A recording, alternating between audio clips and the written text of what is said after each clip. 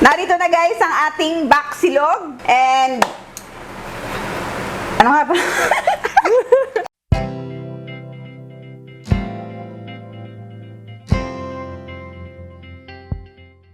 Hello everyone! Welcome to Master Che! Today, requested dish ang ating gagawin. But before we start, please don't forget to like and subscribe!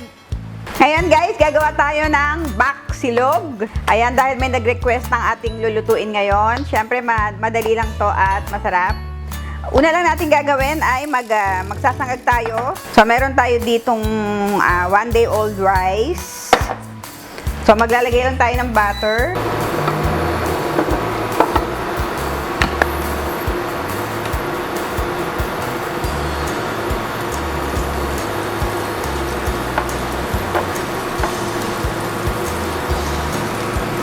Ayan, ngayon pwede na natin ilagay ang ating rice.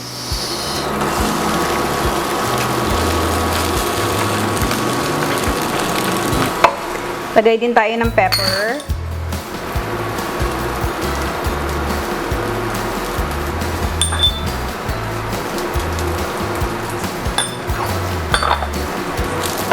Ayan, haluin lang natin.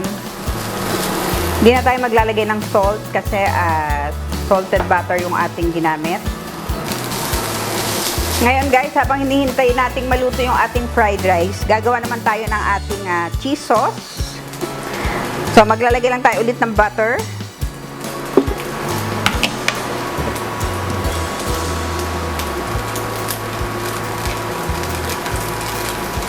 Yan, lagay na natin ang ating milk. Lalagay din tayo ng liquid seasoning.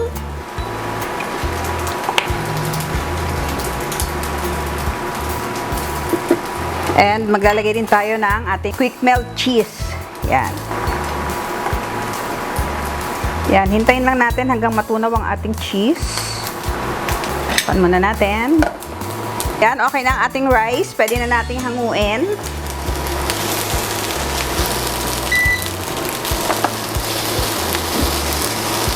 Set aside muna natin ang ating rice.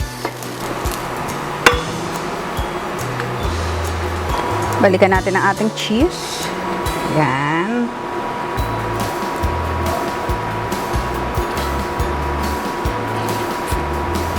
A few moments later. Ngayon guys, gagawin naman natin ang ating egg.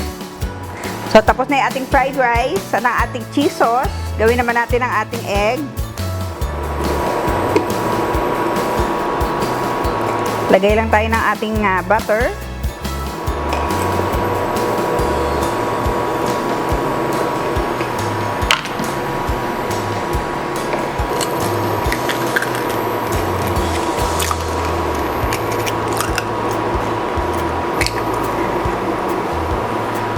Babalikan natin yung ating egg guys pagluto na.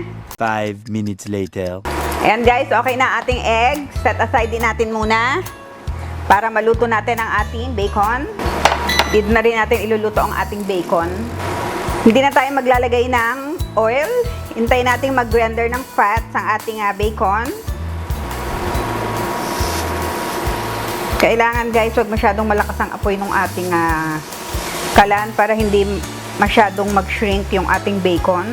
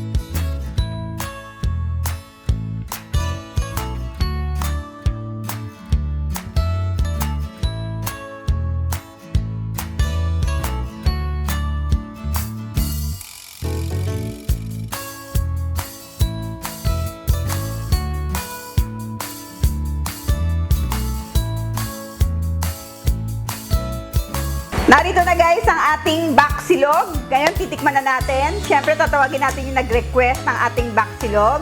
Ito na sila, si Stia and si John ulit. Yan. Yay!